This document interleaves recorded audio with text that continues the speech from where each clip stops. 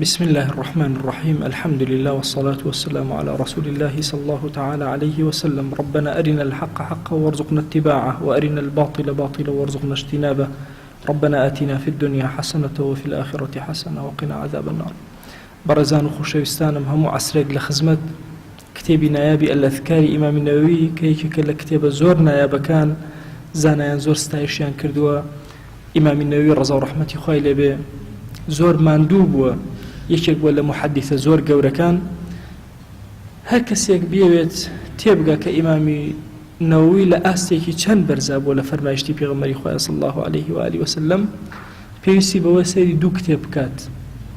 کتێبی یەکەمیان تەقریبی نەوویە کە ئێمە لە علومی حەدیثە هەتا ئێستا سەرەتای علمی حەدیث کە دەستی پێکرد مقدمە ئیبن صلاح شەهرەزوری بوو دوای ئەوە ئیمامی نەووی هات تقريبي النووي بۆ نووسی هات هەندێک کورتی کردەوە و هەندێک مەسائلیشی لێ ئضافە کرد دواتر هەموو زانایان بە دوای ئەوە هاتن هەتا وەکو باشترین کتێبێک کە لە علمی حەدیثە ئەخوێنرێت کە بریتێ لە تەدریب الراوی شەرحێکە لەو شەرحانەی کە ئیمامی سیوطی کردوویەتی لەسەر تقریبی النووی ئیمامی نەووی ڕەزا و ڕەحمەتی خوای لێ بێ ئیمامی نەووی لە سەرەتای کتێبەکە باسی ئیخلاسی کرد دوایش باسی فەضائیلی ئەعمالی کرد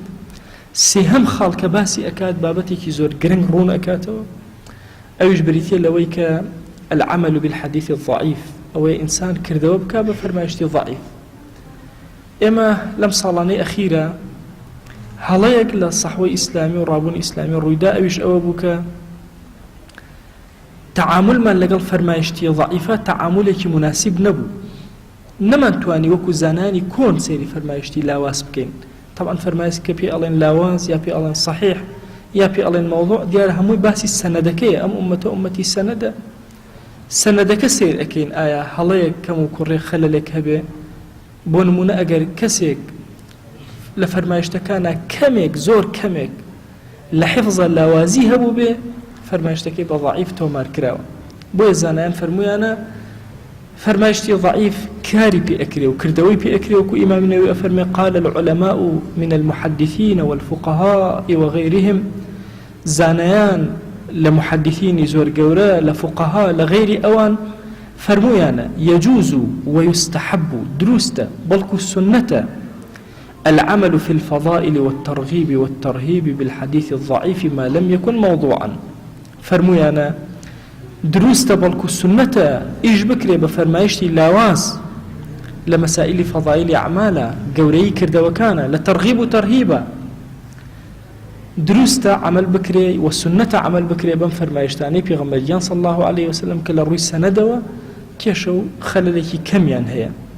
زانایان فەرموویانە هەر فەرمایشتێک ضعیف جددەن نەبێ و پێچەوانەی فەرمایشتێکی صحیحتر لە خۆی نەبێ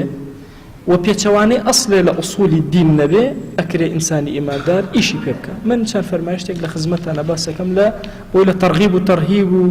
فەضائیلی ئەعمال تێبگەین چۆنە فەرمایشتێکمان هەیە پێغەمبەریان صلی الله عليه و آله وسلم ئەفەرمێ فەرمایشتەکە لە ڕووی سەنەدەوە ضعفێکی تایە ئەفەرمێ من صلى بعد المغرب 6 ركعات هەر کەسێ لە دوای نوێژی مەغریبەوە 6 ركعات نوێژ بکە لم يتكلم فيما بينهن لە نێوانیانە هیچ قسەیەک نەکە بسوء هیچ قسەیەکی خراپ نەکە ئەفەرمێ ئەمە بە ئەندازەی ئەوەیە 12 ساڵ عەبدایەتی کردوێ بۆ خوا جەل جەلاله ئایا ئەم 6 ركعاتەی کە پێغەمبەری خوا صلی الله عليه وسلم ئەفەرمێ و هەندێک لە عولەما نایان لەناوە سەڵات الأوابین ئەم 6 ركعاتە کە لە بینەکەیانە قسە نەکەی هیچ هەڵەیەک نەکەیت و نوێژەکانە جێبەجێکەی دوای نوێژی ئێوارە لە بینی ئێوارە و عیشایە ئایا فەرمایشتەکە ضعیف جددەنە نەخێر لاوازێکی تایە بەڵام کەمێک لاواز دووهەم ئایا پێچەوانەی ئەسڵی لە ئوسولی دینە نەخێر چونکە کاتێک پێچەوانەی ئەسڵی لە ئوسولی دینە بە نمونە مەسەلەن با بڵێن ڕۆژوو بە ڕۆژە ئەگیرێ فەرمایشتێک بێ با ضعیف جددەنیش نەبێ بڵێ بە شەوە بە ڕۆژوو بە ئەمە لێ قبوڵ ناکرێ و ئەو ڕیوایەتە وەرناگرێ و کاری پێ ناگرێت چونکە لەگەڵ ئوسوولە دینیەکانە یەک ناگرێتەوە ئەم فەرمایشتە لەگەڵ ئوسوولە دینەکانە کە نوێژکردنی نوێژی سونەتە یەکەگرێتەوە ئایا نوێژەکە شێوازێکە کە لە نوێژەکانی ترا نەبێ بۆ نمونە چۆن هەندێک نوێژمان هەیە نوێژە بارانە مەسەلەن جیاوازی هەیە نوێژی مانگیران و خۆرگیران جیاوازی هەیە سەڵات و تەسابیح جیاوازی ئایا ئەم 6 نوێژە هیچ جیاوازێکی لە نوێژەکانی عامەی نوێژ نەخێر كابو لجر أصلا كان يدينا جي أبيتوا ومخالفة أصلي كتريشي نكردوا كوابو أكرف بنفر ما يشتي بيغمر صلى الله عليه وسلم باضع في كشي تيابه يج بكري وكار بكري فرما يشتي كتير لترغيب وترهيبا أفرمي ما من ولد بار ينظر بنظرة رحمة إلا كتب الله له بكل نظرة رحمة حجة مبرورة أفرمي أجر عبد يكي كرك جنجك لاوك بتشابي الرحمة وسيري دايكو باوكي كرد همو سير كردنيكي بالرحمة بحجك بوي أنسر أما ترغيبي خلقك أبوي بتشابي الرحمة بزي وسيري دايكو باوكي عمكن بيتشواني هيج أصلك دينيج نية لفرمايشتك أفرمي من غسل ميتا فكتم عليه هركس مردوية بشوى عيبيك وعيبك دا بشاري لايك زباسينك خوا بنامان بهند جار هندي عيب هندي عقوبي خوا للا شيء مردوى درك بشارته وقصنك بين خوي وخوا أفرمي غفر له 40 مرة شل جار خوي قول اللي بردي بس الأمكسة دا أبارينك ستري أم مسلماني كردو أما لبابي ترغيب وترهيبا يعني بوي إما ستر زياتر كين بوي إما زياتر سير كين شاي بزي سيدايكو باو كين يعني عملك صالحي وكو صلاة الأوابين كلام فرمايشتا واردة ولا ما يكون همو باسيان كردوا وبتفصيل لسير روشتون بوي هرشتيك هر فرموديك لم فرمايشتا ضعيفانا اگر هاتو بيچواني اصلا گشتيكاني دين نبو بو شوازي كباسم كر اكري عملي بي بكري نك اكري ودروستا بلكو سنة عملي بي بكري أفرمي أي لأحكام كان أي حديث ضعيف إشي في أكري لحلال وحرام وأنا إمام أفرمي أما الأحكام كالحلال والحرام والبيع والنكاح والطلاق حكم كان وكو حلال وحرام وكو كرين وفروشتن وكو نكاح وطلاق غير أمانة فلا يعمل فيها إلا بالحديث الصحيح أو بس حديث الصحيح كاري في أكري يا حديث حسن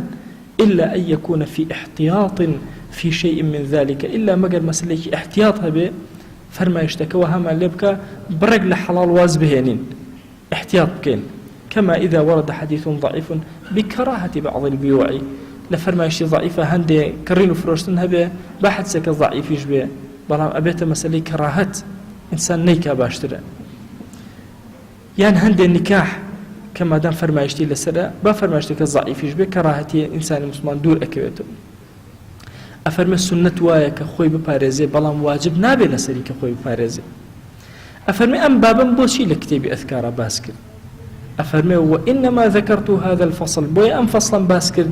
لأنه يجيء في هذا الكتاب أحاديث أنص على صحتها أفرمي لم كتابكم الله كتاب فرمايش ديان خوم ألم أمانة صحيحا هنيجين ألم أمانة حسنا هنيجين ألم أمانة ضعيفا هنيجين بدنك أبم ليان وغير أمانة جديد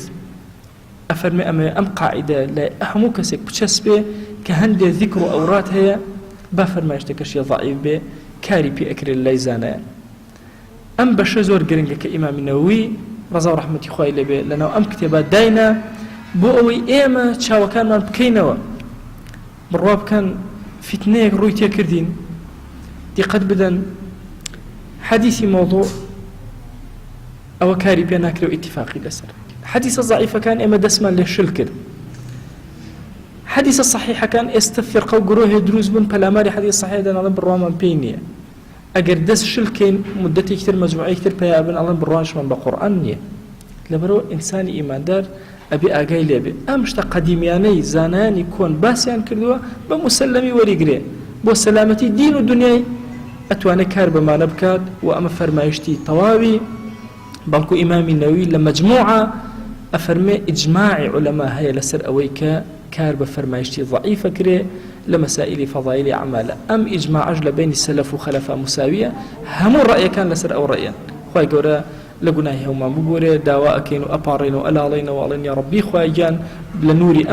لنور وبركتي أم كتاب محروم من مكا دل كان من روشنك بم كتاب جوانا يا ربي خواهي جان آرامي ورحمته بزيو مهرباني خد بسلمان وبارينا قبول مانك يا أكرم الأكرمين قبول مانك يا أكرم الأكرمين قبول مانك يا أكرم الأكرمين آمين آمين والحمد لله رب العالمين وصلى الله على سيدنا محمد وعلى آله وصحبه وسلم تسليما كثيرا أبدا إلى يوم الدين.